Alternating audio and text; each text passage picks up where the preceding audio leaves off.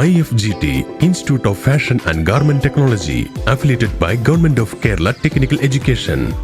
കാലുമാറി Congress JDS സഖ്യ സർക്കാരിനെ വിമത MLA മാർ താഴെയിറക്കിയപ്പോൾ അവസാനിക്കുമെന്ന് കരുതിയ കർണാടക രാഷ്ട്രീയം ഇപ്പോൾ കൂടുതൽ സങ്കീർണമായിരിക്കുകയാണ്. തങ്ങളുടെ ആവശ്യം നടക്കുന്നതുവരെ വിമത MLA മാരോട് നല്ല രീതിയിൽ ആശയവിനിമയം നടത്തിയിരുന്ന BJP നേതാക്കൾ ഇപ്പോൾ യെദ്യൂരപ്പ സർക്കാർ അധികാരത്തിലേറിയതിനു ശേഷം വേണ്ട രീതിയിൽ പരിഗണിക്കുന്നില്ല എന്നുള്ളതാണ് വിമത MLA മാരെ ചൊടിപ്പിച്ചിരിക്കുന്നത്.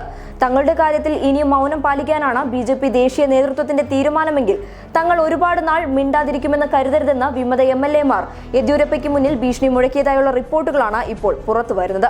അധികാരം മോഹിച്ച് കോൺഗ്രസ് JDS സഖ്യ സർക്കാരിനെ ചതിച്ച വിമത MLA മാരുടെ ഭാവി കാര്യത്തിൽ BJP ദേശീയ നേതൃത്വം കാണിക്കുന്ന മൗനത്തിൽ പ്രതിഷേധിച്ചാണ് വിമത MLA മാരുടെ ഭീഷണി. BJP ദേശീയ നേതൃത്വത്തിന് ആത്മാർത്ഥതയുണ്ടെങ്കിൽ രാജ്യത്തെ മികച്ച അഭിഭാഷകരെ രംഗത്തിറക്കി തങ്ങളുടെ കേസ് സുപ്രീം കോടതിയിൽ വേഗത്തിൽ നടത്താവുന്നതേ ഉള്ളൂ എന്ന് ഇവർ വാദിക്കുന്നു. എന്നാൽ കോടതിയിൽ നടക്കുന്ന കേസിൽ പാർട്ടി ഇടപെടില്ലെന്നാണ് യെദ്യൂരപ്പയുടെ പ്രതികരണം. BJP ദേശീയ നേതൃത്വം ബോധപൂർവം അയോഗ്യരാക്കപ്പെട്ട MLA മാരോട് അകലം പാലിക്കുന്നതാണ് എന്നാണ് പാർട്ടി വൃത്തങ്ങളിൽ നിന്നുള്ള വിവരം.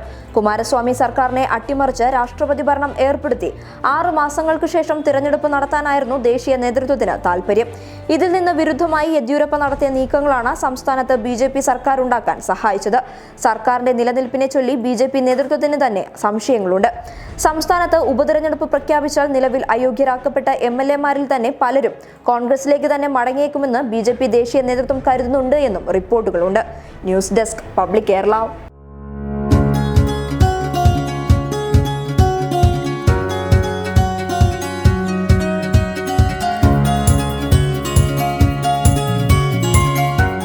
ഇനി സേവനങ്ങൾ വിരൽത്തുമ്പിൽ. ബിസ്മി home nursing service, Anangoor, Kasaragod.